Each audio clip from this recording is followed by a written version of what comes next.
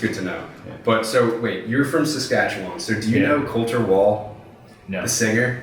He's from Saskatchewan also. Okay, I'm sure my friends do, but I was like, Mr. McCormick definitely knows this guy.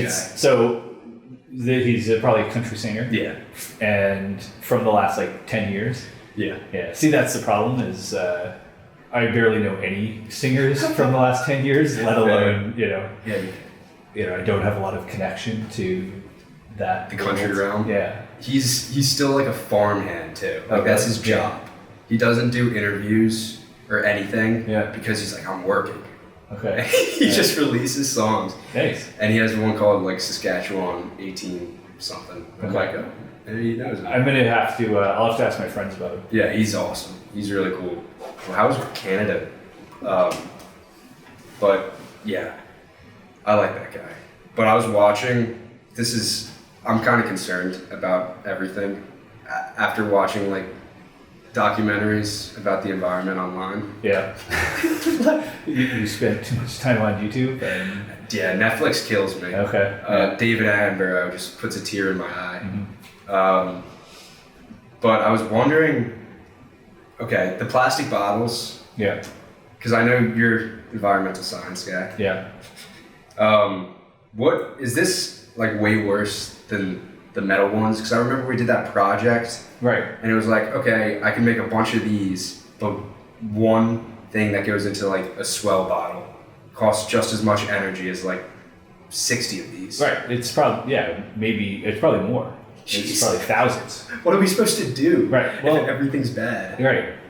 Well, not everything's bad. And I think one of the mistakes that a lot of environmentalists make is giving people the impression that you can't even drink anything because every way that you drink something or every way you do this, that, the other thing is definitely has an impact on the environment. If you had short of scooping it out of the lake with your hands and putting it into your mouth, that's really the only way to consume these things without some kind of product that has been manufactured in some way, right? Whether it's a plastic bottle, a stainless steel bottle, or made out of whatever, right?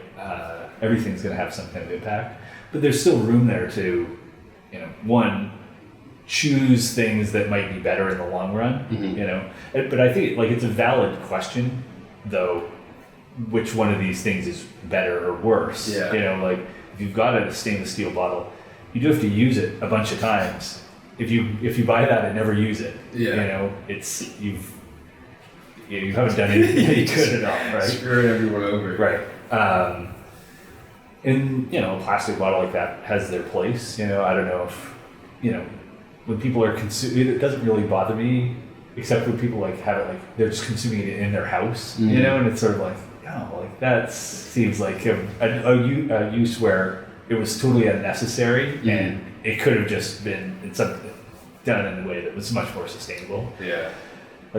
Water bottles, almost the economics of bottled water is what annoys me more than the environmental aspect. Why? Because it's the biggest scam in the history of economics. Yeah. It's,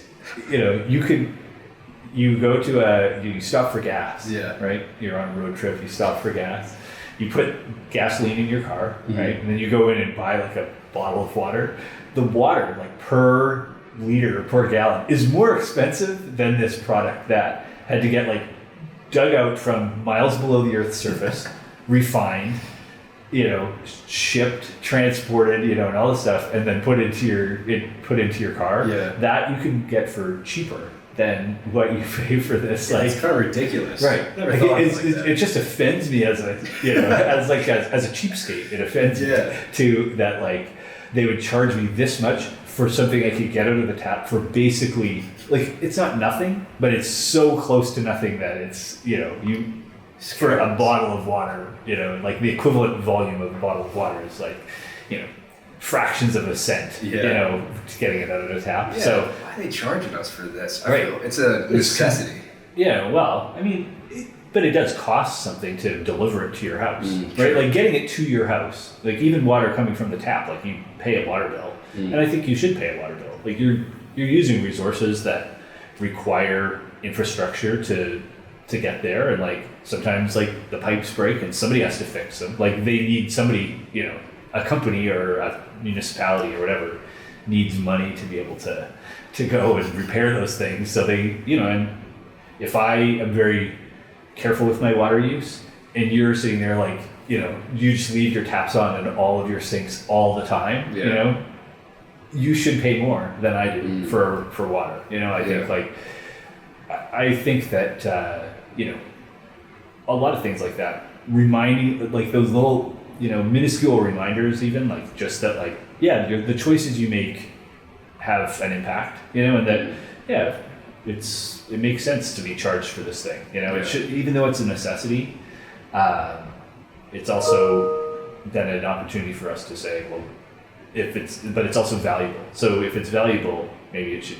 cost something. Yeah, you know? that makes sense, because it does feel like it's endless. When I turn on the tap, I'm like, this is gonna come forever. Right. But that's the problem. Like, okay, what is the problem with just running your tap water? Because everyone's like, turning the sink off when you brush your teeth. I'm like, why?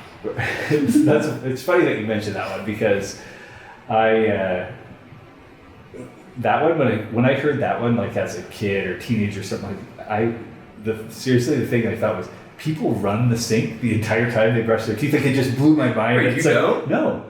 Like, and maybe it was because like my parents are even more like crunchy granola than I am. So maybe it was like that it would just instill in me that like, oh, that's what you do. Like you wet it and then you turn it off, you know, while you're brushing, and then you wet it again or whatever, you know, you rinse it and stuff like that. But it really, like, I was like, why would someone just leave it running the entire time? That makes no sense at all. So what were you saying? You were like why? Well, so exactly, because now where we live, it's probably not like the end of the world, you know, like this is not a major concern in this area in terms of we kind of have enough drinking water, you know, although ironically today I saw that some areas just south of me, through the same water company that we get our water, are like requiring, I don't know if they're requiring or just requesting, you know, people in a certain district of their supply area to limit outdoor watering. Really? Yeah, because they had like a major water main break or something like that, and with heat, people are using more water, like plants and you know, all this other stuff, kids running through the sprinklers and all that kind of stuff, and so it's like putting a lot of stress on their system. And so like in some of the communities, like I think like Bedminster, like that zone there, that so those things, like if we do need to be careful about our use of resources. Now in our area, it's maybe not a super high the highest level of concern in terms of we generally have like fair amount of like flowing water and, you know, reservoirs and stuff that we get water from, that we're not like in danger of sort of running out of water. Yeah. You know, we get enough rainfall in this area that we're usually fine. It's a closed cycle, right? Yeah. So the water's always but the same. Yeah, but we you know, like the amount of water on Earth or whatever. But you know, if you look at out west, you know, they're in these drought conditions where it's just drier, and like there's a lot of water, but it's in the ocean. It doesn't really do us a lot of good in terms of drinking water or you know, water for irrigation for crops and stuff like that. Showering. And we would, you know, we could potentially run into real issues, and some of those places do, you know, and like out west, like there's a severe water shortage, you know, like if you're in Arizona, it's different. Like being careful about your use of water in places like that is pretty important, like, because that's really probably like it's somewhere like Arizona, right? Yeah, that's the limiting factor in terms of like, is this place livable, right? The water, like, do you have enough water, right? I guess, maybe coupled with that is like, can you make it cool enough that it's actually livable too? You know, because like, you know, what has made places like Arizona, Florida much more popular to live over the past 50 or 80 years or whatever is air conditioning. You know, like, it's a nice thing, right? Like people weren't as keen to live in places where it gets to like 115 degrees in the summer before there was air conditioning, you know. But now that there is, like, we were able to like overwhelm the system with just like brute force. Yeah. You know, like just technology, like it doesn't matter what the conditions are. Mm-hmm. You know, we can live anywhere, like because we can make the conditions inside, like it can be the same temperature every day. You know? And but yeah, getting to water, you know, so places like that, I often think about it when I like, you know, I'm cleaning a pot or something like that. Like, and I'm just like, I like fill the pot with like water and like just sort of swish it around to like make the stuff come off better, you know, and like then just dump it and it goes down the drain. Yeah. And I always think like, what would someone from, you know, a dry country in Africa think if they saw me just like pouring this water just down, like running the water, just having it go down the drain and stuff like that? Like they probably think, this is crazy. Yeah, like this is insane. This person is just like gallons of water just like wasted every day. Yeah. You know, now it's not an issue for us because it's not an issue for us. Like because we have like where we happen to live, it's not, you know, we're not like straining the edges of our sort of water supply. Mm-hmm. But you know, if you get enough people and it gets dry enough, like there's only so much water to go around. You know, like there is a fixed amount. Yeah. And as there's, you know, gets to be more people in places, you know, drier areas of the country and stuff like that, and those people are consuming water, and everybody wants to have, you know, a pool and all this other stuff, and it's, you know, you're putting a strain on the system, and that could be a real challenge for us somewhere down the line. Yeah. You know, it's one of the things that, like, I do think that like desalination, if someone can figure out, What is desalination? so taking the salt out of How seawater. has no one not done that yet? People do it. Oh, okay, just expensive.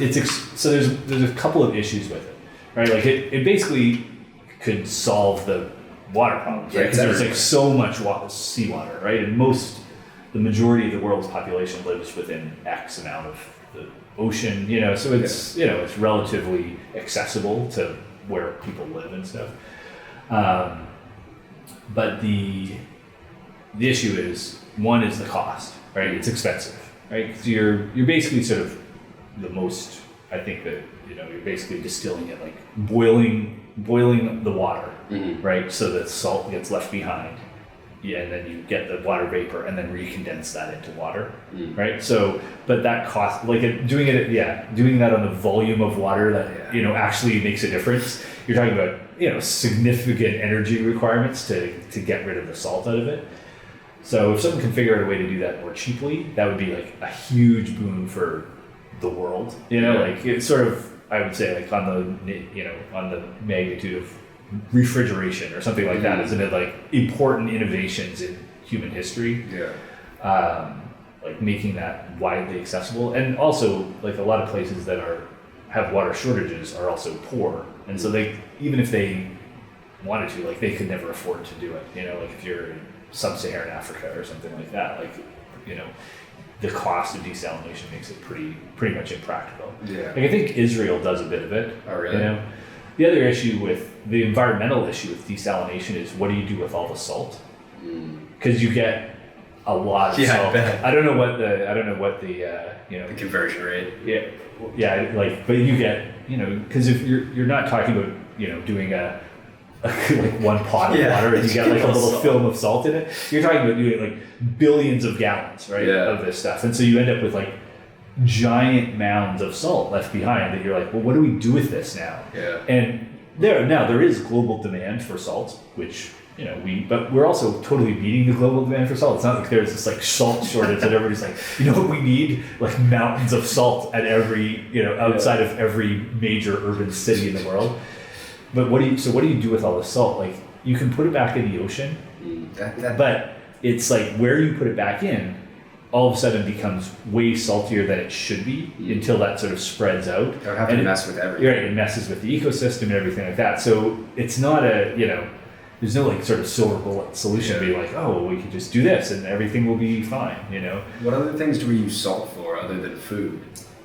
That we could put it on the roads. Yeah. Well, we put it on the roads here, you know. So places that have the right temperature mix, that you use it on the roads, although that has its own environmental risk, you know, damages and stuff like that. The runoff. Yeah, the runoff. It's not great for, like, you know, a freshwater stream like in New Jersey that's right beside a road, and then like the salt melts off of it, and runs into there. Like it's not supposed to have salt water rushing into those streams and That's stuff not like that. great. But maybe like take the Na, Cl, separate them, and then use them for other things. Yeah, maybe. I don't know. Someone's got to think that through. Right. So we get our best minds on it. Yeah. So we do need our best minds, because I was reading, it was saying like by 2040 we're going to be we're going to run out of fresh water.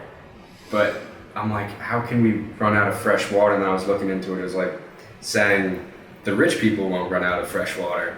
It's just the poor will run out of fresh water. And I was like, oh, yeah, that's not great. But I don't get, because places like middle of Africa or even the middle of the United States, I don't get how the water's transported over to them. One of the things that makes water challenging is it's fairly difficult to transport. It's not. It's heavy. You're not like, and at the volumes that you're talking about, like you're not doing it by a truck or whatever, right? Like you can't really truck enough water to like some dry part of the United States from the wet parts of the United States to like make it worthwhile, and the cost is just be so exorbitant. So you have to do with pipelines, and everything like that. So but those are really expensive to build, and you're also then like you're taking water out of a place, like out of an ecosystem. Like so, the Pacific Northwest is very wet, right? So, but if you want more water in the central U.S., right? Like so, you need it in Oklahoma because they're like using up all the aquifers in Oklahoma, right? Like or in the places like Nebraska, some of those places there, like there's aquifers. Right, underground that they're like tapping into, and that's how they irrigate most of the fields there. But the water level in those things is just getting lower and lower because we're using it up faster than it gets recharged. Right, it does get recharged by rain and stuff like that, but we're using it faster than it slow can up. get, Come right? on. But there's demand for it, for a lot of it's for irrigation for crops. Let's say you want to get it, even if we did build a pipeline from Seattle, which has more water than they need, to wherever, Texas, that has less water, that's a shortage of water. Yeah. But that water was playing a role in the environment in the Pacific, in Washington State, in some way, right? That was water that's was going to flow through a stream that was habitat for a salmon, and now there's less water going through it, and so now it's in some other place, and so is it going to change that ecosystem to the point that people are really species are going to be going extinct or something because of that, because we sort of manipulated the natural environment to that degree. As you may know, Canada is the Saudi Arabia of water. With the Great Lakes? Well, it's not so much the Great Lakes, because the Great Lakes are shared, and there's a lot of population around the Great Lakes. Yeah. But northern Ontario and Quebec, and a bunch of it, northern Manitoba and northern Saskatchewan, they're just filled with lakes, and nobody lives there. Really? Oh, it's just so cold? Yeah, it's cold. It's not, and it's just it's forest and lakes, for thousands of kilometers. Yeah, kilometers. And so, some people have speculated in the future, if we end up with global water shortages, well, if water becomes like oil, Canada is very wealthy in water, right? And it also has a low population, right? It has a lot of water and it has a relatively low population. Yeah. Compared, the water per person in Canada is it has a lot of water per person. And Canada would be the Saudi Arabia of water, how Saudi Arabia was for oil. And there's, and I don't know where the status of these projects. So there's been discussions of so you've got northern Quebec, nobody lives there. Basically, above a certain parallel, basically nobody lives up there. Yeah. And but there's all these lakes full of fresh water, that's not being used, at least in any economic, an economically measurable way. But then you've got huge population bases in the United States, straight south of there, right? from Boston to Washington D.C., right? And so it's like, well, could you build pipelines that bring that water from there down to here, and it would be like, you'd be getting this great fresh water from somewhere. But there's also then, when you hear stuff like that, like people get uptight about, like about, there's the environmental piece, but also like the sort of nationalistic piece. Like in Canada, it's like, well, we're giving away, obviously it would be sold or whatever, but like, is this an arrangement we want to get into where you're like selling your water to other countries or something like that? You wouldn't want to rely on that from either side, right? Because like then they cut it off and you're screwed. You're right. Conflict. Yeah, like water is one of those things that it's challenging enough to transport it that you kind of have to live within the means of like what your natural environment provides, which is why like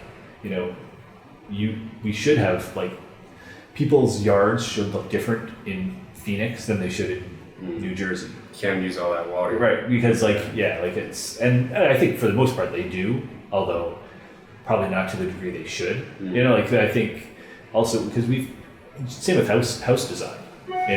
Like the houses shouldn't look the same here as they do in North Dakota, as in California and stuff like that. We've kind of like overwhelmed house design with like, well, we can make the houses look whatever we want to anywhere, because we can always make them comfortable by just building a bigger furnace or putting air conditioners in it, rather than like 100 years ago, houses looked very different, depending on where you were in the country, because the sort of traditional means of building in those places was meant to try and, keep them comfortable based on the environment that they're in, like southern houses, like with like the sort of classic like southern style, like they were meant to be able to like keep the houses somewhat comfortable, in 1900 when you didn't have air conditioning or anything like that, but you like took advantage like of winds, the prevailing winds and all this stuff, and like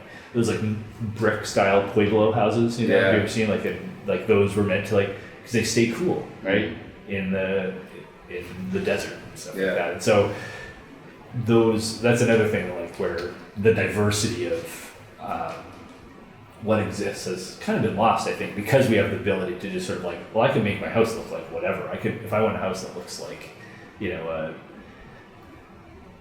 McMansion in the suburbs of the Pacific, or the Northeast, and I could put that anywhere, and it will be just as comfortable there because, well, I would just put in a bigger air conditioner and it's comfortable, Yeah.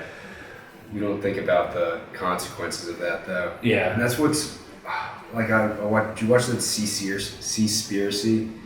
I didn't watch Seaspiracy, but a couple of kids that I taught did watch Seaspiracy and couldn't stop talking about Seaspiracy for a couple of. Because it makes so much sense. Like I never even thought of it. Like, oh, why are our fishes just getting wiped out of our oceans? It's like because we fish, like we commercial fish, and get these killing nets and just sweep the floor and kill everything. Right. And I'm like, whoa, this makes no sense. I'm like, after watching that, I'm like, how I need to go vegan. Like I can't eat meat anymore. I can't eat fish.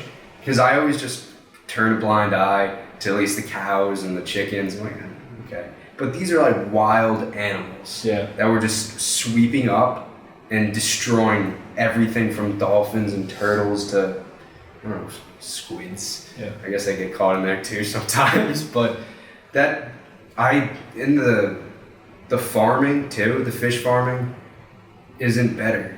Yeah. There's just all the poop. Yeah. Fish farming is a real challenge. It's tough to pull off. What's the alternative? Because I don't see another way other than the lab-grown meat stuff. Lab-grown meat, man. I'm into it. Oh, me too. I can't wait. Right. Yeah. I'll feel really good once that becomes available. Do you think? Because you were the one who told me about that. Yeah. How many? 4 years ago. Yeah. And I'm like, this is it. This is the future. Yeah. But what's the progress looking like now? You can get. There's been like lab-grown burgers. Mm-hmm. I think they cost about $20,000 a piece. Oh, easy. That's the challenge. Like, well, now the stepping stone is, there's all these plant-based meats Yeah. right now, like Impossible Burger, Beyond Beef, those things, right? Yeah. Have you tried them?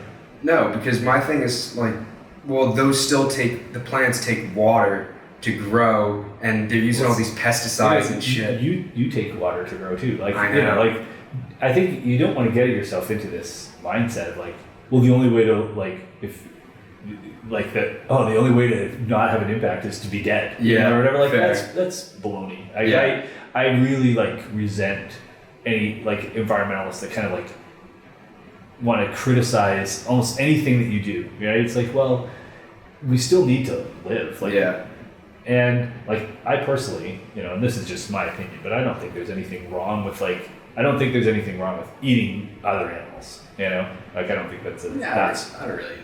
Right?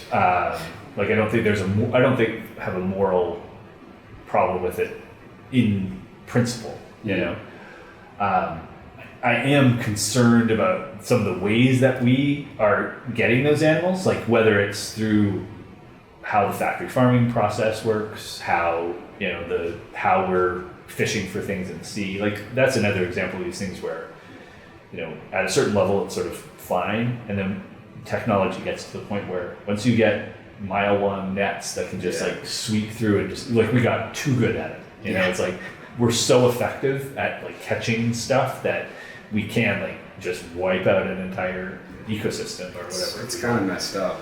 But those, you know, those like plant-based things are kind of like they're a little more expensive, but they're out there and they taste pretty good. Really? Right? Like Have you had one? I've had one. Yeah. I've ordered like one of them at a restaurant, and I bought some like, you know, the plant-based, you know, ground beef or whatever, and like fed it to my kids without telling them. Yeah. They noticed that it was different, right? Like, cause it's probably less the taste than just the consistency or whatever. It looks is a little bit different, but it's not like dramatically different. And actually like frying it in the pan, it's pretty, I don't know how they do this, but like frying it in the pan, like, it's fries like beef. Like it has the fat in it? Like it's pink and then it turns brown as you brown it in the pan. Interesting. Like it's, you know, it's like, how do they even do that? Yeah. I don't get that. I know that they're using like a heme protein from something, you know, which is like it's from the same root as like hemoglobin, right? In our, you know, that's in our blood and everything. And I don't know the details of like what exactly is all in those things. You know, I don't feel like those are the end game by any means. You know, I think like it would be better, or will be better, and it will taste better, and it will be more theoretically sustainable once we can get to this point of like literally like growing the cells of, you know, an animal. Yeah. You know, the muscle tissue of an animal. What does that take though? What are they growing it from? Like, because you can't just make something out of nothing, right? Right. So you need to do like a biopsy, right? Like, so you've got a cow or whatever. And again, I'm not an expert on this at all. Like, this is just like, you know, because I've read 2 articles or whatever, right? Like I don't take this, you know, as some kind of explainer on how you can make your own lab-grown meat at home. But you basically need like a biopsy or whatever. Like you need some initial like cells from a cow or whatever, right? That you can take out either with a syringe or do some kind of thing to get some of the raw, you know, genetics and structural aspects of it to start with.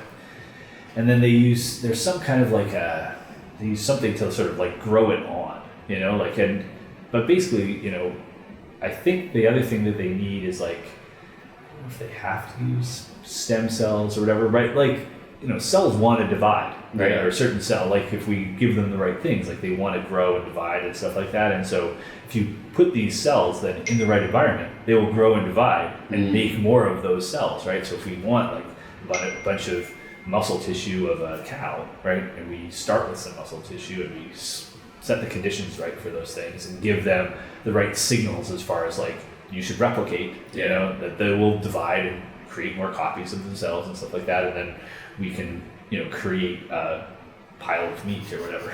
That's wild. You know, I think, you know, it's not right around the corner, but like, and I think the challenge of getting stuff like steak or things where like the structure of it is really important to it, as opposed to just sort of like ground meat or like sausage and stuff like that is going to be harder. but I definitely think it will be a thing like in our lifetimes that we will like be able to do. That'd be awesome. You know, and I think I love the idea of it for a lot of reasons, like for ethical reasons, for environmental reasons. It's not me. Oh, it's Dave. Maybe it's on my. It sounds like it's on the computer. But. Oh, lucky me. I'm glad I looked at this. Yeah, it is coming from my computer. I thought that was you for a second, but I'm glad I looked because I didn't click both the buttons. Alright, cool. Yeah, it was me. But it saved me. Thank you, my dinging, because I only clicked record for one of the buttons.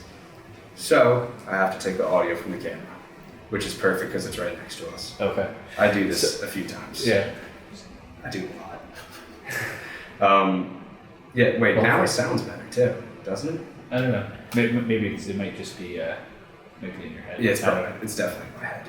Well, hopefully that works. Is it still dinging? Stop dinging. If that ends up on the cutting room floor, Yeah. it was probably the finest 30 minutes of podcast ever in the history. It was great. I'll use the camera audio. The amount of times that this gets messed up and I have to use that audio is just. It's. I'll say it again. It's sad because it happens too much, but it's a learning progress. Yeah. Only 37 minutes. You win or you learn. Yeah, exactly. I like that. Yeah, but I hope, because for me, just from a moral standpoint, I look at the farms and they're just all stuffed in, just in their own shit. Yeah. And they put the hormones to make them bigger. Yeah. And that's the part that shocks me. It's just so obvious. Like, we are putting these hormones in these creatures to make them grow, and then we eat them. Yeah. Like, obviously, it's gonna come into us too. Yeah, I think it's more ethical to eat wild animals than farm animals. I agree. Like, I think hunting, is a very like noble thing to do. Like, assuming that you're eating what you kill. Yeah, not just for fun. Yeah, like sport hunting, I think is wrong. Yeah. Like I have ethical problems with that, but hunting if you're eating that stuff, like I think that's every animal does it. Yeah, exactly. The fact that it's just wild, and you go out, because when we were in Kentucky, one of the work sites someone was working on, he had a farm, and he had a rooster that got a little horny, so he had to put it down. But oh jeez, it was pretty gruesome. Yeah. I wasn't there, but he hacked it like 5 times. Yeah. And then the head came off, and it was still making noise and running around. Right. But after, like, he said a prayer, and like you could see, the tone was very sad, right? Because it was his pet, and he killed it. But that's the respect. I don't think when I see a chicken in the grocery store, like, I don't think where that came from. Right. We think meat comes from a package with plastic on top of it, right? Like, that's most people's experience of those things. You don't think about chicken or a cow getting slaughtered and chopped up and. Well, have you heard? Like, there's some people who say like this moral argument kind of resonates with me. Like, if you eat meat, you should be willing to kill the animal yourself. Yeah. And if you're not willing to do it, then you're just trying to offload the hard part of this onto someone else, and you don't want it because you don't want to think about it. So it's sort of like if you believe in the death penalty, you should be the one that's willing to sit there and like pull the trigger or do the thing that kills the person or something like that. But and I think that's kind of that's a solid argument. That's pretty fair, right? If you want to eat meat, you should be willing to kill the things, and if you're not, then maybe you shouldn't be eating meat. Maybe try vegetables. Yeah, but wild animals, it's probably better, in that way, and you avoid a lot of those other environmental issues and stuff like that. The trouble is, but we're not going to we can't feed 8 billion people with wild animals, right? Like we far, like many generations ago, outstripped the, civilization as we kind of, what we call civilization, at least, or like wouldn't exist without, agriculture and domestication of animals and stuff like that, that changed everything and sort of made us significantly altered our sort of path, humanity's path or whatever. And so we can't like really put the genie back in the bottle with that one. Like, we're here, I'm not in favor of like sort of, we have to go back to like hunting and gathering. Like, because, we go back to hunting and gathering. Well, it's going to mean that like 7 billion people in the world will starve or whatever. Yeah. Like it's not. Because even when we were smaller, I forgot who did it, but the buffalo. Right. We just wiped them out. Yeah. Everywhere we went, we just killed everything. Yeah. Yeah. But that's the part that worries me, because I feel like sometimes we forget that we're not the only creatures on this earth, and it's just disappointing to see. I was watching that new David Attenborough. Mm-hmm. This is where I get my information. I love these documentaries. Yeah. But they're talking about the tipping points. Yeah. The world has like 9 tipping points, either from diversity in animals or climate change or water level or all that kind of stuff. And they're saying how far past we are at the tipping point of animals, just because we've slaughtered all of them and taken away their habitats and all this. And I don't even know, because then I don't know if it's moral to put them back.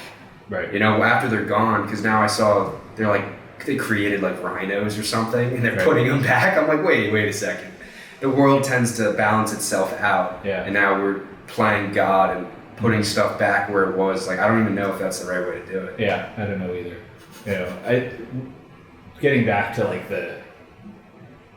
something you were saying before, like the factory farming and stuff like that. And I do think that in some point in the future, I don't know how far, 100 years, 150 years, I don't know, something reasonably distant in the future, but not century, not thousands of years, we will probably look back at like the present day, like the 1819 is, our period here, and the way that we treated animals, kind of like how we look back and we like looked at slavery, for example. It's like, wow, like those people were just so immoral, right? Like that.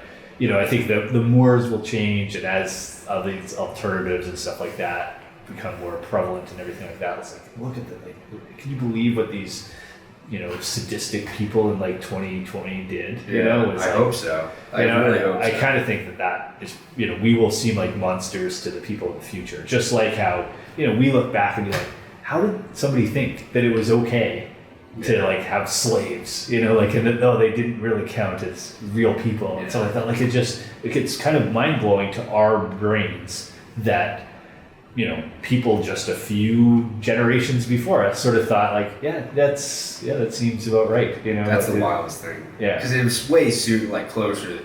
Right. It's not that long, right? Yeah. It's one of those like that. Like, the Holocaust, like that's one of those things that'd be like, grandma was alive. Right. Yeah. Like people were alive, right? It's like, how did people who were otherwise, normal, just people, like, and I don't think there's anything special about,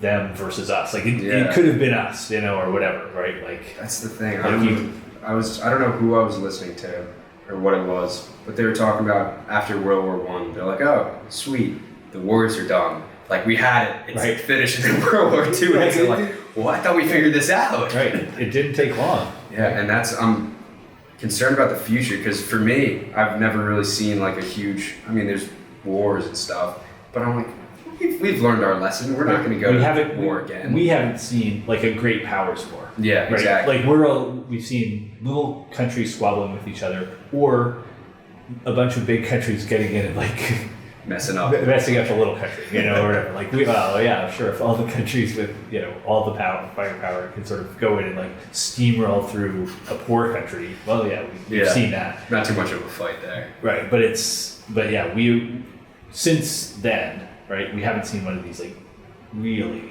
I don't know, great powers wars where it's like is like obviously it would be sort of like the West versus China or something like that, or versus Russia or something. Like those would be something that would be, especially now, like with the military technology that's out there, like it would be. It's so bad. It worries me too, because I feel like we're past the fighting we've seen. I don't think we're gonna fight like just throwing people out there. Our technology's so advanced. China just gotta hack in and turn off our internet. Right. We're not prepared to fight that way anymore. Yeah. Right. Like our willingness to like sort of put people in harm's way has, and to some ways you could say like this is a sign of like a real advancement of society. Yeah. It's like we value human life enough, at least the ones on our side. Yeah. We value enough that like, losing a few soldiers is a big deal. Like we're not really, we're very careful about doing that. And if we can do it without putting a soldier in harm's way by using drones or whatever, then we'll do it, which is obviously not like, like World War II had an even sort of start, but like World War I was horrible. Yeah. Right? Have you ever read it? Like any of the stuff? No. Like what trench warfare? Yeah. Like trench warfare, where it's literally just like, you just had to overwhelm them based on like numbers and getting luckier with like hitting people with mortars and bullets and stuff like that, and like like bayonets. And That's stuff, so like gruesome. right. Like That's just terrible. like it was like those battles from the Middle Ages practically. Yeah. It was just like a bunch of guys in a field fighting each other until hacking at each other until most of one side were dead, And they're just like, and then we give good. up. Yeah. That's ridiculous to me. Right? And you lose, we must lose like half of your own people, Yeah. but they lost 2/3, so you won. That always made me wonder. I'm like, how could these kings and all these high noble people be like, okay, you guys are gonna go fight and probably die, and we're gonna chill in the castle. Well, good luck. Because they were the ones that weren't, they didn't have to do the fighting. Yeah. So I don't get how the people weren't like, no. Yeah. I'll pass. That's why I don't get war.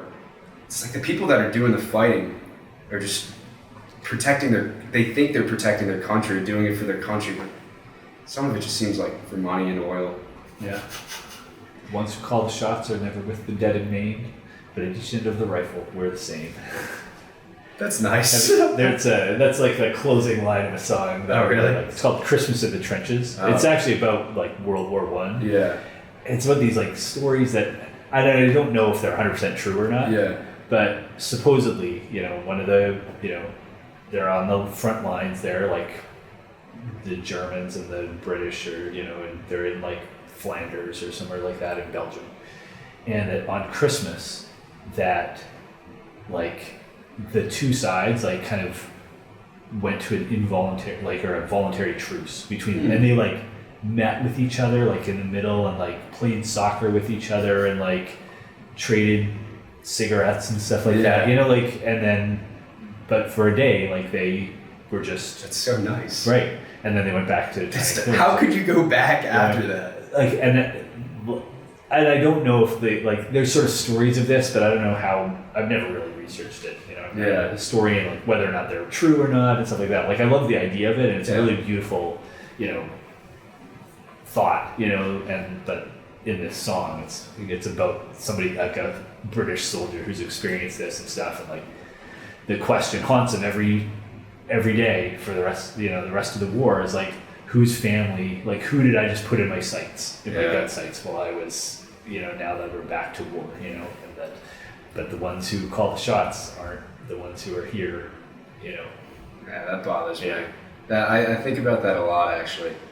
If I feel like if you are sending people to war, like you gotta go. Just like if you're, like what we were saying before, if you're doing it, you the better buck go. stops here. Yeah. Right. But that's It's never gonna happen. Yeah, it's not the way the It's world never gonna works. happen. Yeah, but for this, would we, if say like China turns off just our internet, would we even be able to survive? 'Cause I don't think we would, because how would we transport water? Yeah, the transportation and the electricity and stuff like that. Like we wouldn't last long. Yeah. Like those kind of things. Like or just we stop being able to import things and stuff like that. Like we'd be screwed in fairly short order. Yeah. Everywhere would be.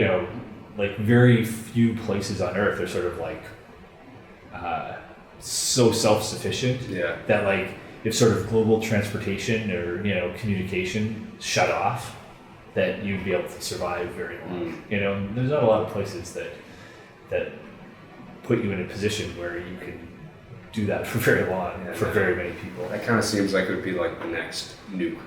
Right. Just, we're going to turn off your internet. Yeah. See how long you last. Well, it's crazy some of the stuff, like, I don't know, the internet wasn't worth it, man. I know, it spreads so much. We're still in the, I can never say that word, the childhood stages. Infancy? Yes, infancy. That word gives me problems. Because it's only been around for 20 years. Yeah. And we're still trying to figure it all out. Yeah, for sure. I'm really excited about cryptocurrencies, though. Oh, yeah? That's the future. Oh. Alex Del Sandro, he bites my ear off about this stuff. He I was his advisor. Yeah. So he did his senior project, like, doing... Out of Ethereum, yeah. So I know he probably got it, too. Yeah. He was right, though. But I have Coinbase, and they do a cool thing where you can learn about cryptocurrency, and then they give you cryptocurrencies for like watching the stuff and learning about it. It's actually cool. Sounds like a pyramid scheme. It does. But I don't know. I don't pretend to know even the first thing about it. You know, it's sort of, it's like, cryptocurrencies to me are like TikTok. It's like, that's for younger people that I can't be bothered to like spend enough time to like figure out like what's behind this curtain. It's like, by the time this matters, I'm going to be dead. Yeah, I'm a coach at a tennis camp, and these kids are like, oh, do you know blah, blah, blah? I'm like, no, who's that? They're like, oh, they're on TikTok. And I'm like, how do you know who this is? I'm like, Look at this. Am I that old? Yeah, look at you, man. You're turning 21 in a week and you're already out of touch. I know. So can you imagine what it feels like to be in your 40s? It happens faster than I thought it was going to happen. Yeah. Where, like, I just sort of started to not get the next generation. You know, like, when I was a teenager and thought, like, oh, my parents are, like, so old and out of touch or whatever. Yeah. And, you know, I always thought, like, I'd probably be, like, 60 before I feel like, man, I really just don't understand, like, what mainstream culture is. Not that just, like, teenagers and stuff like that or whatever. Like, yeah, teenagers, like, that's been going on, I'm convinced, ever since the beginning of time. Like, that, like, you know, probably, like, the cavemen, you know, Teens. Dad was like, oh, like, these kids today, like, God, he never wants to go out and collect berries, you know, like, they're always sitting around, like, carving sticks with their buddies, like, behind the, you know, wherever, like, that's been going on forever. Yeah. I'm convinced that, like, that is, you know, just, like, it's a natural part of, like, human development that, like, at that age, you know, like, you want to try and, like, branch out and, like, it pisses the previous generation off or whatever. Yeah. But, like, that I always, you know, expected to happen fairly quickly, and you're already seeing, right? Like, I never thought it was going to happen. I was like, I'll stay in touch. Yeah. I'm so out of touch. And it also, like, I think the pace of change has changed so much. That's why I thought I would stay so much. Because I have all this technology. Right. If I grew up with this, then I'll always be able to adapt. But I can't. Yeah. But then, there's so much in like, sort of what's accepted as, you know, mainstream culture now, and, like, even, like, just mainstream, like, opinions on things that I'm like, this just makes no sense to me. Like, I just can't.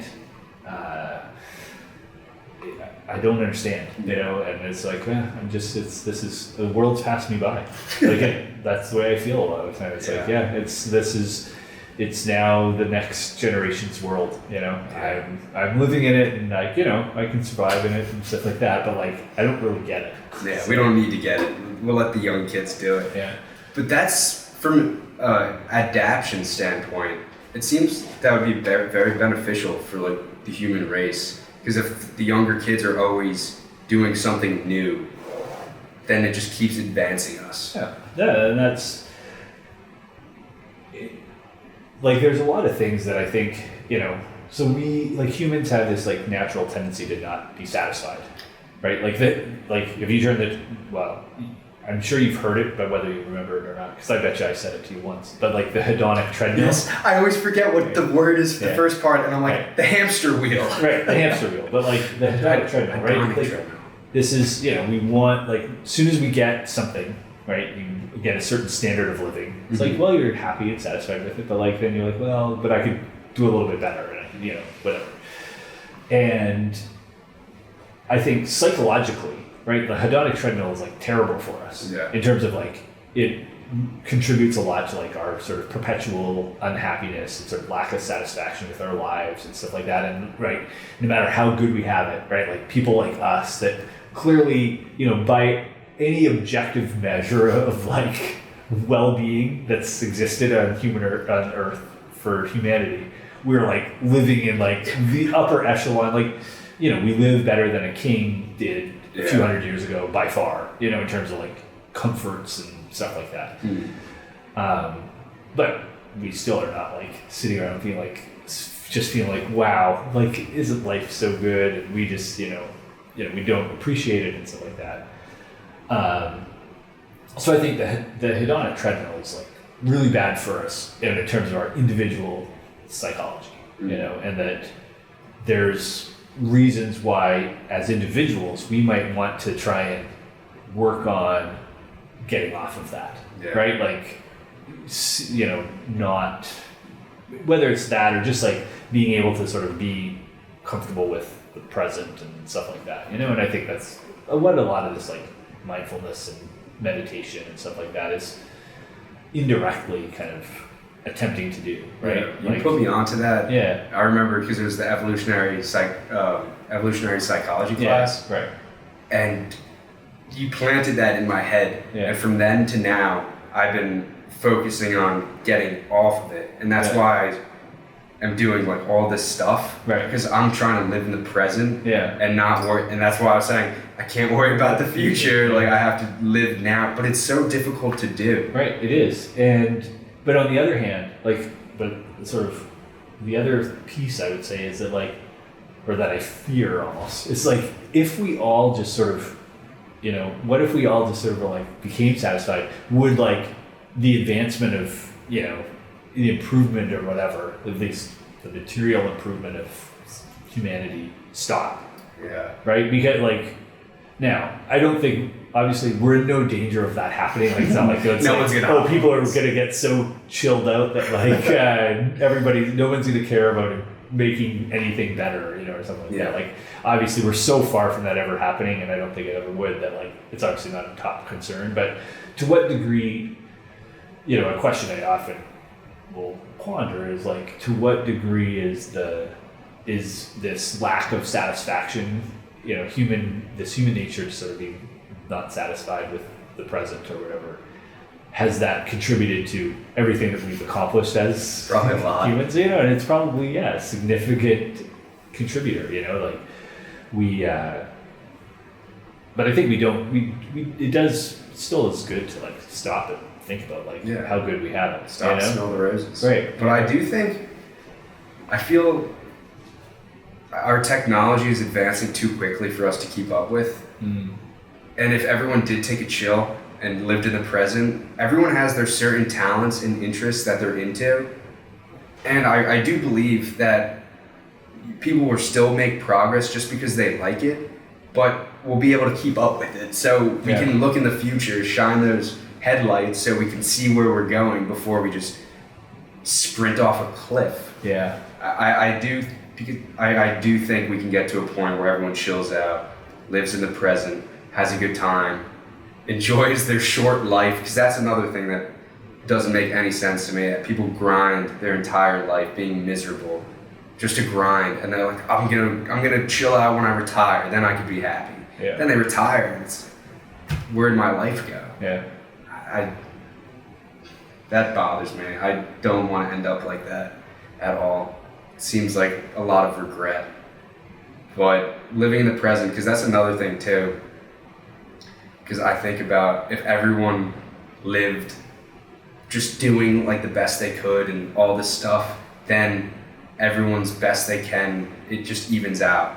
You know, like if everyone's doing good, then no one's doing good, if that makes sense. Right. Well, we do obviously like measure ourselves against like the fact that we live so well relative to, you know, the richest people in the world a few hundred years ago. Yeah. Means nothing to us. And the fact that we are so much wealthier than like, you know, all these billions of people the world over doesn't really mean that much to us.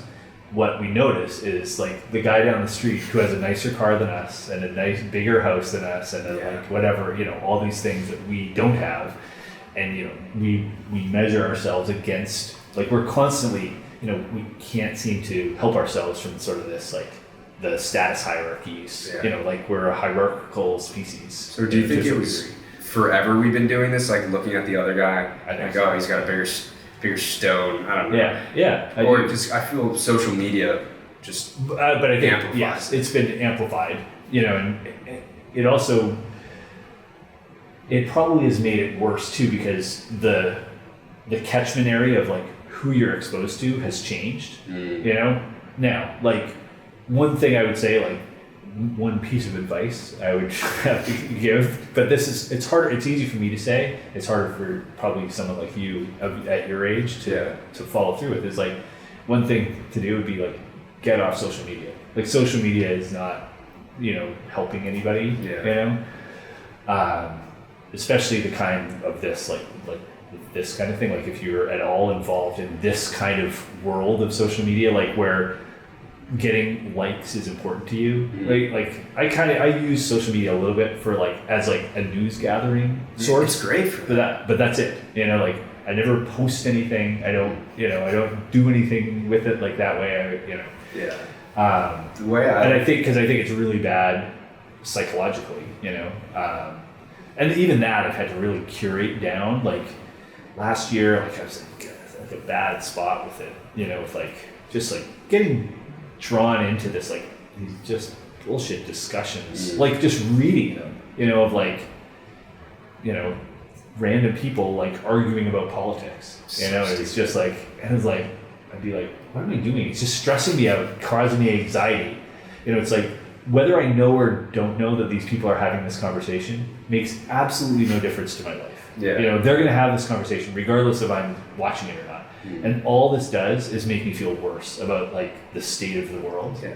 And so why am I doing this? Like, I didn't need to know what, Bob 367 right, thought about the election, or whatever. And so I just like purged like I just like unfollowed like a ton of people, like anybody that ever like kind of exposed me to anything that I didn't need to know, and it's been way better.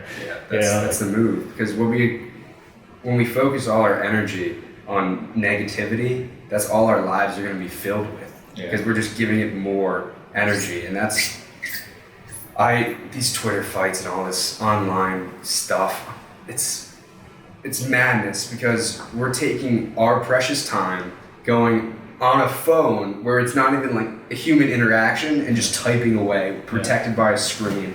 And I think it's so dumb. But the way I look at social media is, for me, I don't remember when, but from a young age, I always knew it was very fake. I knew everything that was here is like, this is what you want me to see. Right. This is not real life. And I'm so happy because now I've looked at the bad role models Instagram, so I just go on that and I follow like BBC Earth and like cool accounts like I want to follow and see, and that's the only one I go on. And it's fantastic. No, it can be so good too, right? Like there's all this stuff like, and things like, and I kind of use it for work a little bit, right? Like I follow like different, scientists and stuff like that, and like, keeps you abreast of like new research and stuff like that. It's like, I never would have been exposed to that otherwise. Like it can be awesome too, like there's tons of benefits, but there's also a ton of costs. So that's what I hope. And so we go on, evens out. Right, and maybe we'll learn better, we in general, but until then, at least individually, we can, I can learn how to use this more responsibly in a way that like doesn't detract from my own life. It's a tool. It's like you need to learn how to use a hammer so you're not breaking your own bones, so you can go build a house. It's great analogy. Great. Thanks. It is. It's troubling to see the impact it actually has, though, because I know too many people that took their own lives at a young age just from all this stuff because they think it's real and they're like comparing themselves to everyone. And that's why I really think in school, from a young age, you should learn how to think for one. Like actually how to think. Not I'm going to give you information and you memorize it, but make me question things. And then second, we need to teach philosophy so you can think. Well, I guess that's the same as number one. But how to be content with yourself.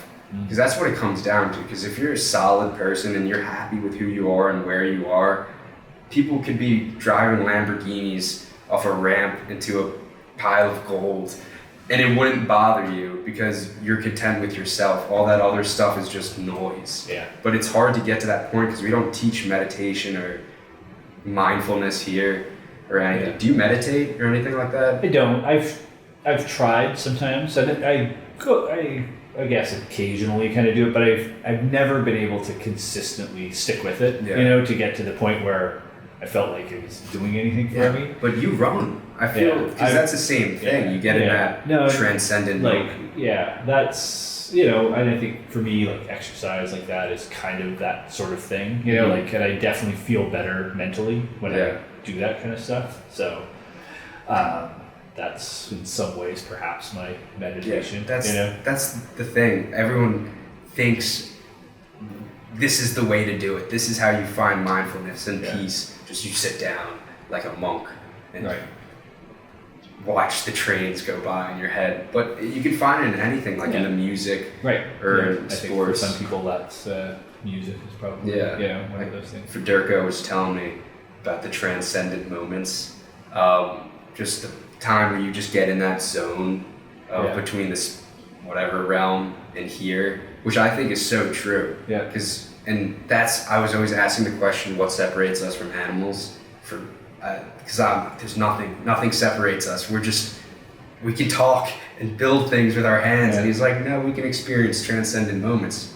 And I'm like, that makes sense because dogs can. Well, can they? Can they? Oh, I don't know. Yeah, but they maybe have a hard time expressing. Yeah, true. Describing those transcendent moments to the other dogs. What do you think about that? What do you think separates us from animals? Not much.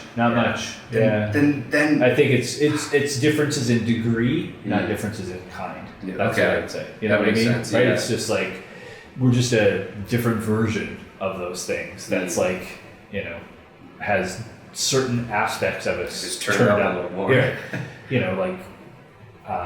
But other things are turned down, or whatever too. Like we don't experience the smells or whatever the same way that like most animals do, like dogs and stuff like that, right? Like, I wonder what it's like. What is it like to be a dog? They just smell everything, right? And like if a dog was like sitting outside right now, like there must be so many smells coming from like a few miles around that they're all coming into its brain, and it's like interpreting those the same way that we kind of like look around and see things, and like helps us to understand our environment.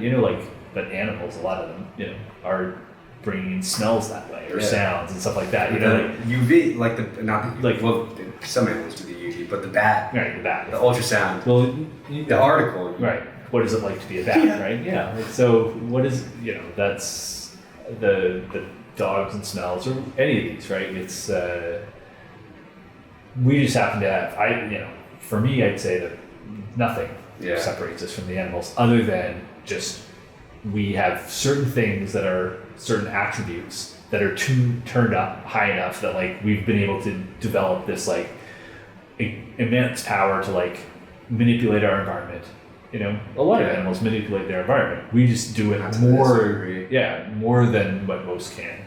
That bothers me because then if that's true, which I believe in also, then what gives us the right?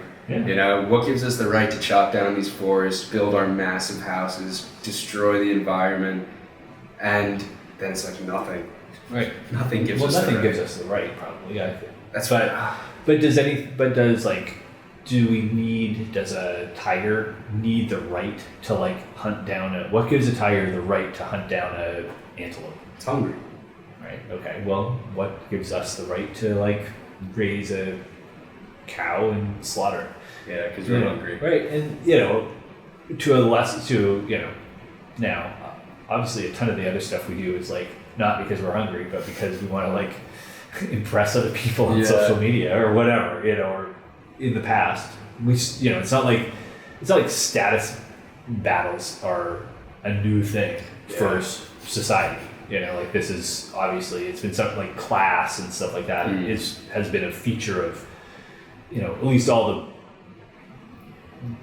the last few hundred years or 1,000 years of history that I'm aware of. Even like the Eiffel Tower, or one of the towers, I think it was the Empire State Building or one of these tallest towers, they wanted to make the tallest one, so they just put like the little rods. Right, well, they like built the spire inside the tower, like at the end, so that like the other guys wouldn't know how tall it was going to be, because it was the Chrysler. I think I could be getting the story wrong, but I think it's like Chrysler Building and the Empire State Building. They were being built around the same time, and it was sort of like this: who was going to build the tallest thing, you know? And like they built the spire of one of them inside the building, so that the other side wouldn't see that they were doing this extra thing, or whatever, and then like put it on the top at like once they're, you know, ta-da, we got you, like with a little. But yeah, and it goes back further than that. Well, with, you know, Rome or any, you know, like there's obviously these like class and status competitions and stuff like that were a part of, have been a feature of civilizations, at least as far back as sort of we think of like civilization going, you know? And, you know, somewhat, you know, I don't know if like hunter-gatherers have that kind of thing or not. Like I don't, you know. Because they have to work together. What were we working on? Or we were talking about if everyone was bad. What in your class, like the evolution of lying? Is that what we were talking about? No, right. If everybody lies, then, right? Like then nobody starts. You know, nobody trusts anything that anybody says. Yeah. So like, well, then nobody can cooperate because no one trusts. You know, like we can't all be just liars all the time, right? Because it wouldn't work. And we never would have. Yeah, like, but. So we have to at least tell the truth enough that like when we communicate with others, other people believe what you say or whatever, right? And like that sort of. What was the lighthouse one too? Because everyone pays for the lighthouse. So that's like the public goods. Yeah, right? the public goods. Right, public goods argument is, you know, that a lighthouse is this example of a public good because it's non-excludable and it's non-rival. It's like the economic terms that are used for those. Like so, it's not excludable. Because once I build it, it's hard for me to make this thing not available to you, even regardless of whether you paid for it, right? It's just a light that's out there. Now, it was probably a better example in like 1870 when lighthouses were a big deal, but, you know, because now I probably could build a thing that just sends like some kind of beacon signal to you that goes to like the GPS on your boat or whatever. But like, you know, the principles is still there, so it's non-excludable because I can't exclude anybody, and it's also non-rival in that. But then you seeing it doesn't diminish the ability of anybody else to see it, as opposed to something that like if you consume it, well then Barry can't consume it or whatever, you know. So, and there's this temptation then for free riding. You know, it's like, well, why would I contribute to buy this, to pay for this lighthouse, or to pay for whatever thing that benefits sort of society at large, because the other people will pay for it and I can just free ride on it. They can't stop me from getting it, you know, like from policing or whatever, right? Like it's like, well, if they're, you know, or military, like national defense is often cited as an example of this too, you know, that it's like, well, once you've got it, like I can't, if I'm protecting your house, you know, your neighbor's house is also going to be protected, you know, and stuff like that. Whether or not you like support the military or pay your taxes or whatever, right? It's sort of like, so, and if it was voluntary, you know, it would fall into this thing. So with those things that fall into these, that have these characteristics, it makes sense for the government to pay for them. You know, that's why we don't like the old days, you know, I think some places had like private fire departments. So it's like, you know, like the fire department would only save your house if you had this medallion on your house that showed you'd paid into the fire department, you know? But then you got like dense cities, like you're in New York or whatever, and it's like, well, but if your neighbor's house is burning down, like you're at real risk because it's right beside yours, it's like connected to yours or whatever, and so it's like, those kind of things. It's like this just is really inefficient, you know, to have these like multiple companies, you know, fire companies trying to protect one neighborhood or whatever. Yeah, that doesn't really make sense. Yeah, and so like having like, well, the town is going to have one, and we're going to pay for it through the taxes. We're going to tax everybody, and we're going to pay for it through that. Just like makes more sense. You know? Yeah, that doesn't make sense. We need the common goods for everyone, like roads. Roads are good, but Are roads good? I think so. I think we need a new way to travel. Honestly, Yeah. cars are so slow. Well, look, it's the slowness that's bothering you. Well, that and the emissions aren't great either. But yeah, Cars are fast. Cars are fast, Like- but they could be fast. Listen to this guy on the hedonic treadmill at speed. It's like I feel like there needs to be cars. I think I wrote it in one of my papers. I think they're the horse and buggy of the future. yeah. No, I think that's probably true. That we need these Tesla cars. Okay, I need to ask you about these Tesla. That's cars. still a car, you know. Yeah, but It's just a slightly different type of fair. Yeah. But is it good for is it better for the environment? Because they still have to make these batteries, and you still have to charge them. Like, Yeah. where's this energy coming from? Yeah, it's a great question. I think yes. When you run the numbers, I would say yes. In the long run, they're better. Okay. Actually, like coming off the lot, Yeah. they're worse. Okay. Right? Because because of the energy requirements for manufacturing, especially with the batteries, right, and materials processing and stuff like that, for mining, all that stuff like that, you know, they have a bigger environmental cost to produce electric vehicle than a conventional vehicle. Do you think that'll get better with time then? That will get better with time. Like some of that will improve. You know, some of it you can't get around completely, but what materials we use, like, you know, some of those metals that they're using are like harder to get, and so like innovation will be like, well, let's try and develop something that's easier to get to, you know, easier, like make it out of things that are less rare, and that will bring the cost down and probably bring the environmental impact down as well. But right now, yeah, when you drive it off the lot or whatever, at the point of manufacture, an electric vehicle has been worse for the environment than a conventional vehicle in terms of materials and intensity and stuff. Yeah. But after a few years of use, the electric vehicle is better. Now, that does sort of depend on, though, where your electricity comes from in the place that you live, right? Yeah, it can be So, cool. right, like if you're charging your electric vehicle and the electricity is coming from a coal plant, it might not be that much better, if better at all. But if you're getting like a mix, you know, like, so you're in New Jersey, you know, like we're like 50% natural gas, 50% nuclear approximately, and then a small contribution of other things. So you're probably better off, right? Like, and your impact on the environment, like per mile of use, is so much lower that after a couple of years, you've come out ahead. Yeah.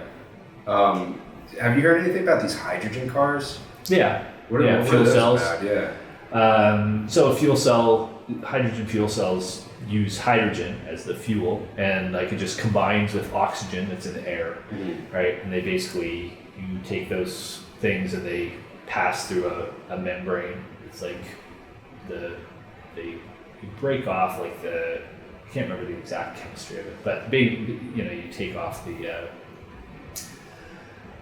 electron off a hydrogen atom, right? And then it passes through a membrane, it combines with it on the other side, and you get electricity being produced. That's as an a interesting byproduct. way to do it. And so the byproduct of it is water, right? Right? Because you get H plus O, H2O, you get water, right? Like that's your exhaust is water, right? Yeah. So like that has, and I think maybe they use fuel cells on like this space station or something, because like, well, you need water. And so you bring up hydrogen, which is lighter, relatively speaking, and so you can, and then you get drinkable water as like your waste from your, pretty good. like your tailpipe or whatever produces that. I could be wrong on that, I don't know. No, yeah. But it sort of makes sense, right? It does make sense. The challenge with hydrogen vehicles is the hydrogen. Where do you get the hydrogen? Like, there's tons of hydrogen around, but it's all combined with everything else, right? Because hydrogen is extremely reactive, right? Like it reacts with everything. Yeah, it needs a pair, right? Right. It wants It's to be like, happy. it's exactly. And so, and just elemental hydrogen, like hydrogen H2. It just doesn't, like, there's not just hydrogen floating around everywhere, right? It's like been combined. It's in, so the cheapest place, the easiest way for us to get hydrogen is to get it from natural gas. You strip the carbon off, right? So natural gas, like methane, CH4. Strip the carbon off, get the hydrogen that way. So what are you doing with the carbon? Right. And then you can, that's easy enough to just discard, like it could, you know. But that obviously, you know, then you're still extracting natural gas to get this or whatever. You could get it through electrolysis of water, right? Like if you run an electric current through water, you can split the hydrogen and the oxygen, and you collect those two. And so you can collect hydrogen that way, but then you need to still you need electricity to produce the hydrogen, right? To get it. And so part of it is the access to hydrogen is a challenge. Also the storage is a challenge in terms of, hydrogen is really light. So to have it, so it takes up a lot of space to have a large volume of it, unless you compress it a lot. Well, if you compress it a lot, then the pressures are very high. So you need a really strong tank to have it in. A really strong tank is really heavy, which then makes it more challenging to 15 years ago, I feel like there was a lot more excitement about hydrogen cars, and I feel like it's sort of been the electric cars have kind of bypassed them as some of those challenges were just, It seems like electric cars would be the best if we could find a good source of electricity. Yeah. So what do you think these renewable, I just saw that, I think it was wind power or renewable energy sources are now more costly than fossil fuels. I think it was Bloomberg Green. Are now more costly? Yeah. You mean more cost effective. Cost effective, right. Yeah. So cheaper. Yeah. Cheaper is a better. No, that's, costly most of the times I interpret that as being costly. I was like, man, I didn't hear that. Yeah. But because the solar panels are only 30% effective, right? Yeah, efficient. That will get better with time. When I was 20 years ago, it was 17%, really? 16%. Okay, so it can get better. Yeah, it's we've been improving that. So those will get more efficient. Different designs of things and stuff like that will continue to, and the costs will come down, right? The cost it's amazing how much in this last decade, how much the cost of especially solar, but wind too, has dropped. Yeah.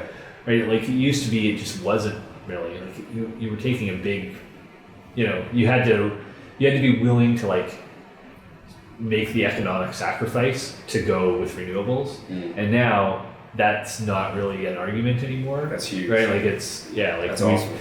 That the intermittency of it is one of the challenges. It's not always sunny, it's not always windy, right? Some of these things. Then you have the other ones for that. Right.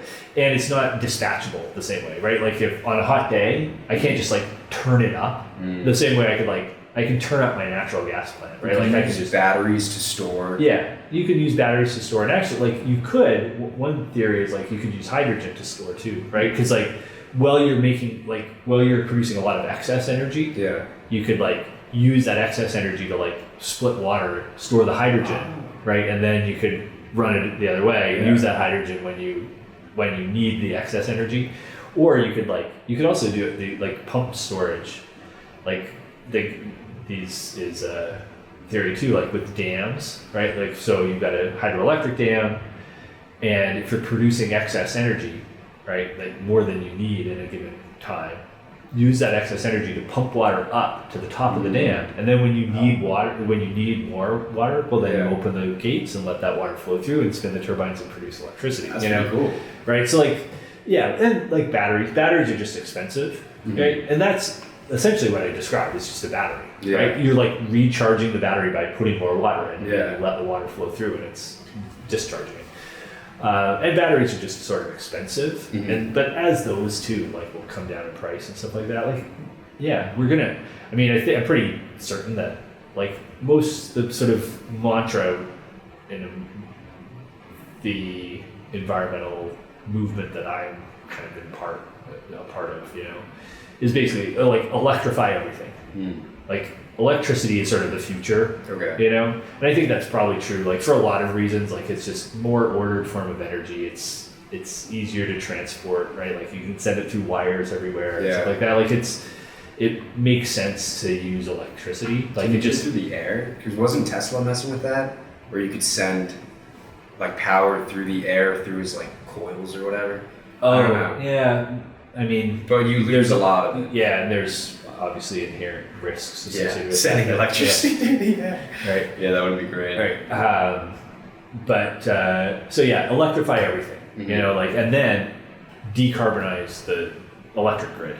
Whether like so, then as you electrify things, right? So cars and whatever, home space heating, things like that, right? As you have everything on running on electricity, so people don't have maybe like a furnace in there, you know, that's burning natural gas in your basement, which you probably do, right? Yeah. And like in our area, that you know, then you work on like decarbonizing the electric grid, you know, modernizing the electric grid. So like replacing fossil fuel burning things with renewables, you know, so you get more windmills, you get more solar panels, you know, and stuff like that. You know, I think for the foreseeable future, now some people would like, you know, want to kill me for saying this, but like, yeah, for the foreseeable future, like having some natural gas plants, like online, efficient natural gas plants, combined cycle natural gas plants online as part of the grid for like days like today when demand for electricity is like really high, right? Like this is probably this is a peak day for the year, right? So far this year it is, because everybody's got their air conditioner running, right? Like we're at like peak time right now. People are like coming home from work and it's hot, and, you know, they're like turning on the TV, they're, you know, they've got their cooking, you know, doing all this stuff. Like this is, we're at a really high time, and you know, we want to be able to have, like, we live in a society where we expect to, when you get home and you flip on the switch, you expect everything to work. Yeah. And like, if it doesn't work, people will be pissed. Yeah. And like, unless your grid is able to supply those people, and so like, if like the move to renewables requires you to not, until that only happen like 95 times out of 100, people will say, screw it, then screw renewables. So like, to me, I'd rather have a grid that was predominantly renewables, but had backup, like for like things like natural gas. That a natural gas plant is relatively easy to do, to like, you know, turn the knobs on, to be like, just burn more when we need, you know, or like just turn it off. We don't need it on, right? Yeah. It's just like, it's your furnace, right? It's like a backup. Your furnace isn't running right now because you don't need it. But then when you need it, you turn it on and it burns and it produces heat. Yeah. So right, and so like you've got some natural gas there, because until we have a grid that can be carbon free and, you know, clean without that could be 100% reliable, or maybe not 100%, but like 99% reliable, you're always going to be prone to like the people who are against renewables for political reasons or whatever to jump on every time that it doesn't work. Yeah. You know, and so I'd rather, you know, get whatever 85% of the way there, reduce the pollution coming from the electric grid by 85%, but hold some of those fossil fuels, you know, for dispatchability reasons, and but by doing so, hopefully increase the acceptability of that as being how the electric grid works. Mm-hmm. I think that is better for us rather than to just be like, no, like all natural gas plants must be shut down, no fossil fuels ever. You know, like it's kind of silly to even think that. I think it makes sense just to wean off. And then when it's at a point where you don't even need it. And maybe, and we'll probably get to a point where like those other things become so good, you know, and so efficient that it's like, well, wouldn't even be a concern, you know? Exactly. And it's, you know, like with cars, like, you know, I'm pretty intrigued by electric cars. I'm not quite ready to pull the trigger on one myself yet. They're going to go down in price. But they're going to go down in price. The range is to get a little better. And, you know, there needs to be more charging stations and stuff like that, or however that's going to work. But I don't think like I can't really see like past like 2040. Like, do people really think like after 2040 we're going to buy gasoline powered cars? Like, I kind of don't think it, because as those technology improves, like the advantage of these, they'll just be better. They'll be better. So much better. Right. You know, like even from a performance standpoint, yeah, you know, fast. like, they're faster. Right. Like the acceleration's faster. They're lighter. They can do all this. You know, they're so cool. The self-driving. The maintenance is, you know, easier and stuff like that. So I think, you know, that's the way things will go. It's just, but it's going to take a while to get there. And it's with anything like this, like cars are one example. Like, you have to allow for this natural turnover of, like, you know, if you buy a car tomorrow, it's not like you're going to scrap it like next year because electric vehicles come down in price, right? Like, it's gonna, that car is going to be on the road for 10 or 15 or 20 years. It takes time. You know, it takes time to roll over those things. And so, you know, we got to, some people say, well, we don't have time, right? Yeah. We don't have time. We need to, like, so, you know, you can sort of accelerate those somewhat. But what can we do as people? Because a lot of the times I feel very helpless. I watch all this stuff dooming us and saying we're screwed, right. But it's not me who's polluting the waters with, like, that fishing, what's it called? The island of just trash, the trash island. The Great Pacific Garbage. Yeah, it's like 46% fishing net. Right. And I'm not the ones doing commercial fishing. Do you eat fish? What? I do, but but they're still gonna make the fish even if I don't eat it. So that's like, what can I do as an individual to help make a difference?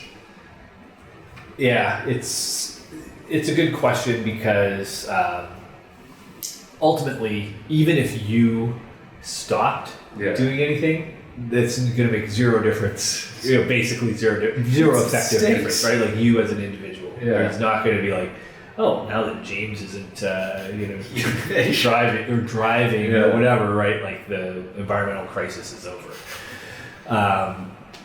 So almost all the big, changes that are going to happen have to happen at, like, levels above us, right? Like, in terms of, like, the big, like, changing the direction of the ship kind of thing, like, we're just little players in there and stuff like that. Now, I think we should kind of, like, make the right choices, even though they don't really make much of a difference. But I think like, that signifies to the politicians and the businesses and stuff like that these are the values that matter to us, and that's important, right? Like, companies will change if their bottom line changes, right? And, like, if people hold them accountable and stuff like that. Like, if you believe in, like, capitalism, like, people will do that, and I think that's where we do have a bit of power, right? Maybe not individually, but as a collective voice, like, as you get enough people that be like,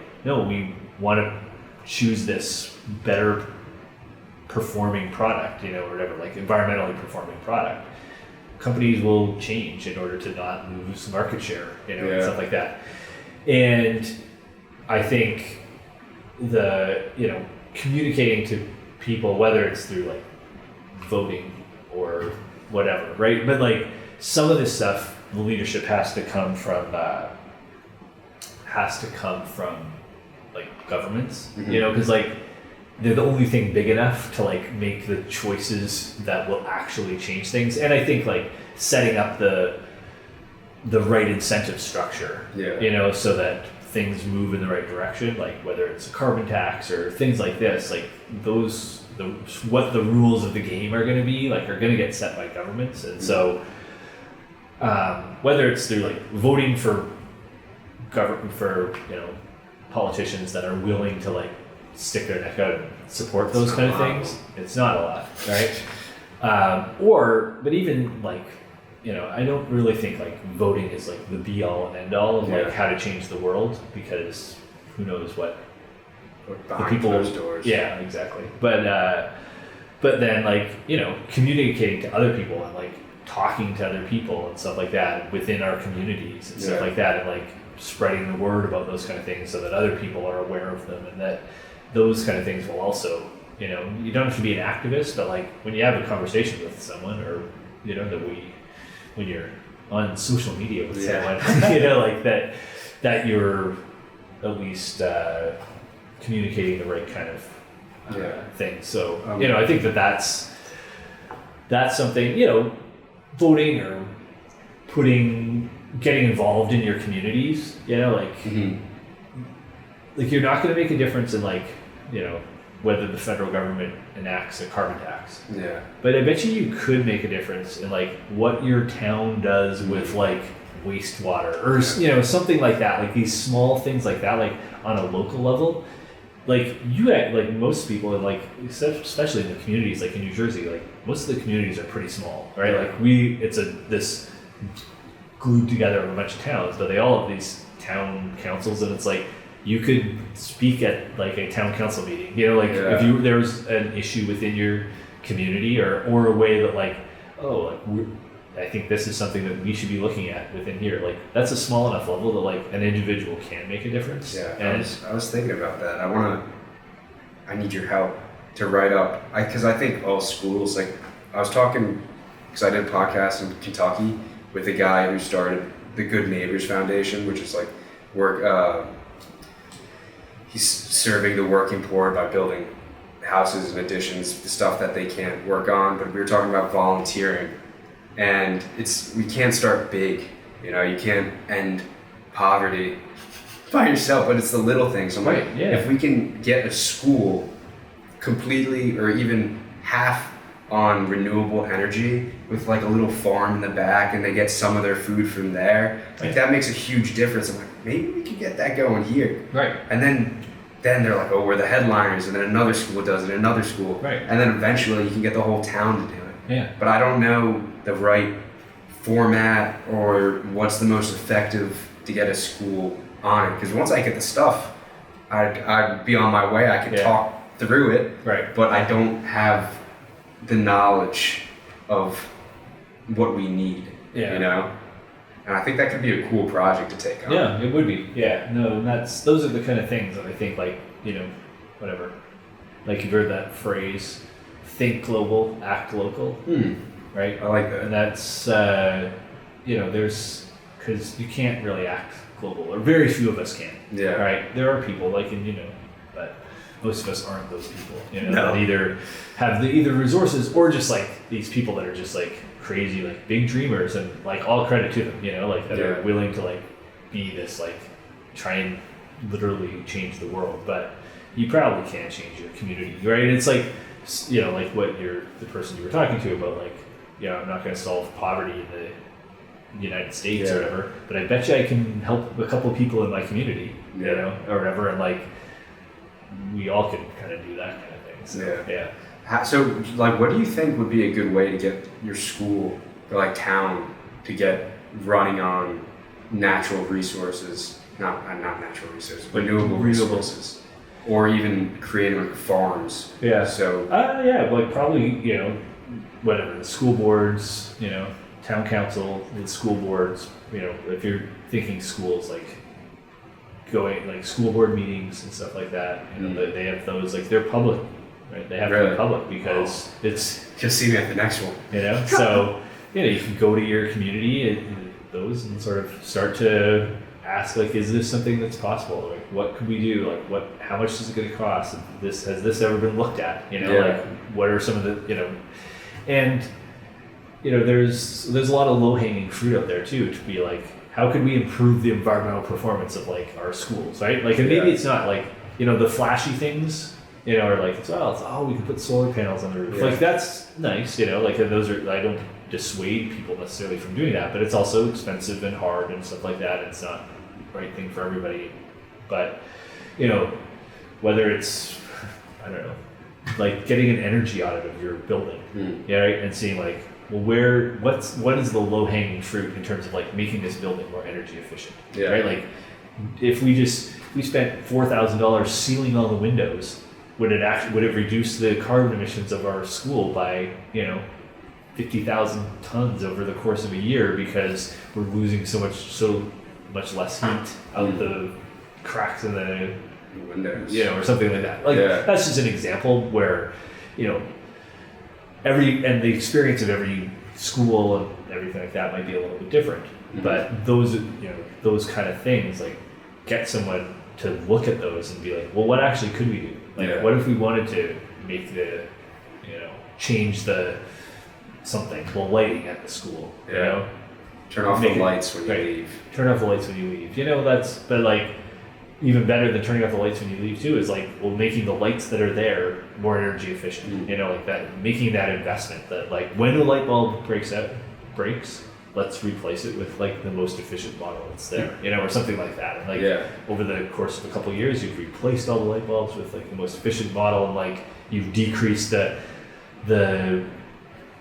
electricity needs of the school by whatever percent, and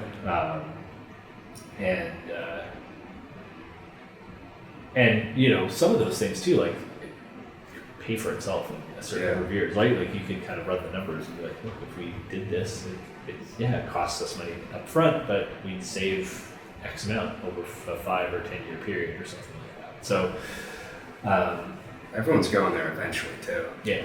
Like, let's get behind it now, start early, or get screwed in 10 years, 20 years. Yeah. But that's going to be interesting to see. But I was wondering, this is complete 180, 180. Because I was reading your bio, I was stalking you a little bit. Okay. And you were studying grizzly bears, right? Yeah, I did. And it starts with Yukon. Y? In the Yukon. Yeah. So what was that about? So that was so I did my master's at Simon Fraser in Vancouver. And what I was my area of interest was like parks and protected areas and stuff like that. And like and then there was this research project going on in a national park up in the Yukon called Kluane. And, basically they were looking at there was another researcher, and she was like a bear biologist, right? So she was looking at like genetic diversity of like the grizzly bears in the area. And the park was also interested in like looking at like where the bears are, and also like how does that relate to like people visiting the park, and like when are there people in certain areas, and where are the wildlife human conflicts potential, where is there, because putting either both people and bears at risk, anytime that happens, like it puts both of them at risk. And also like one of the attractive features of that park for some people is like, well, getting the chance to see bears, right? But it's like, but you also want to sort of temper that with like, you don't want to turn these bears into turn it into a zoo or whatever, right? Like in terms of, again, like putting the bears like where they become garbage bears and all this kind of stuff like that. So like we were trying to look at, through like interviewing people that were visiting there and stuff like that, like trying to get it and trying to see like how much were certain trails being used, at certain times of the summer, how that correlated with where bears were at certain times. And so like, would it make sense to so would you then want to close certain trails at certain times of the year, based on like, well, this was really good berry habitat in this area at this time, so it's like we shouldn't have X number of people walking through there every day because that's going to increase the chance for like a conflict with bears that we don't want, and stuff like that, but or drive them out of like their best habitat to subpar habitat that might make like survivorship of cubs, for example, lower, right? Because they're not in getting the best food sources and stuff like that. So that was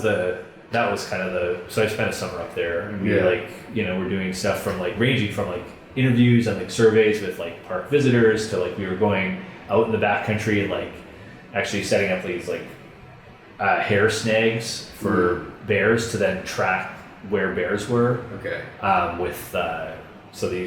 So the bears would like go in and like go to a bait in the middle of a triangle, and it's like liquid baits just smell, so because you don't want to give them a reward, right? That teaches them like, oh, this is where food is, but it smells like food, whatever. You just poured the stuff on. It was like rotten fish and stuff like that, and you just poured the thing in. And so they would come and then they'd leave a little bit of hair on the barbed wire, and you would go back and like you'd collect it, and then like I didn't do the lab work, but like with a colleague of mine who's the bear biologist, like she then was like analyzing to be like, where are certain bears at certain times of the season, the genetic diversity of the bears, like across the park and stuff like that. So, yeah. So that's really interesting. Yeah. Did you close some trails because of it? It didn't close trails, but it did sort of change the management of like when or how many people they like would let in certain areas. You know, because like some of the backcountry areas you need like a permit. You know, and so it was like how many people at certain times of the year, how many permits they would give out for some of those things. You know, that makes sense. And it also they learned a lot about like where like the certain areas where like bears just didn't seem to use, right? And certain habitats that bears didn't seem to use. Open that up. Yeah. So like those were like good opportunities for people to do recreation without impacting. Yeah. So how can we live in harmony with animals? Because we're very invasive. We get into people's business. Yeah. These animals' business. We just take over. We do. And there's a cool. Oh, my buddy sent me the link. I forgot what it was called, but shucks, they're taking these animals that used to be in this location and they're bringing different what was it called? I'm looking this up, but I'm not going to be able to find it. I know I won't. Like repatriation or something like that. It's the plan to revive Mammoth Steep to fight climate change. Pleistocene Park. Pleistocene Park. Yeah. So there used to be like mammoths and all these animals over there, and then we wiped them out, of course, as we do. And now what they're doing is they like made it a natural preserve park or whatever, so no one can go over there. And they're bringing animals that used to be there, but not the same type, like because there's no mammoths anymore. Right. So they're taking similar animals to like knock down the trees, and instead of the old antelope, like they're bringing antelopes. Where is this? I'm not sure. It's in Europe somewhere. Okay. Pleistocene Park. I'm my own producer. I used to have someone to look up this stuff. Oh, right. It's a nature reserve on the Koloma River south of Cherski in the Sakha Republic, Russia, in northeastern Siberia. Okay, so way out there. Yeah, so it says where an attempt is being made to recreate the northern subarctic steep grassland ecosystem that flourished in the area during the last glacial period. Yeah. Which is interesting. Yeah. Can we live in harmony with animals? To a certain extent, but there's always going to be, but we could do better. Yeah. Right? I think that's probably one of the underlying messages is for me is like, we could do better, right? Like, we're not going to be perfect, like it's like no matter what you do to get your water, you're having an impact, but could you do it in a better way, right? Could we improve a little bit, right? If everybody improves by 5% or 10%, like that makes a difference, right? Or we live that much, if we decrease roadkill or whatever it is, like pollution into rivers by 10%, 15%, right? Like we're never going to solve these things completely, probably, or not in the foreseeable future, but we can certainly improve them. Mm-hmm. And so, let's just focus on doing better. And so we do better. That's a good thing. We've advanced the cause. We're going to live completely in harmony with nature. I don't know if anybody ever lived. Even did the hunter-gatherers live in harmony with nature? I don't know. Arguably, I guess, maybe, but you could also say, well, no, like they were also like hunting things and stuff like that, and probably, causing some damages and stuff like that too. And their ability or their living in harmony with nature was out of necessity. Like it's like, well, don't bite the hand that feeds you, kind of thing, right? We just happen to be in a unique situation where we can kind of get away with not. That's another. I don't want to keep you forever because I know you have to go to your family eventually, but I could stay here forever. Maybe we'll have to revisit it in a few months. We can do part 2. Oh, I love that. That'd be great. But I do have a final few questions. Okay. Because our Earth has been in that special Holocene area or time period where it's just stable for a while, like the temperature and stuff. Yeah.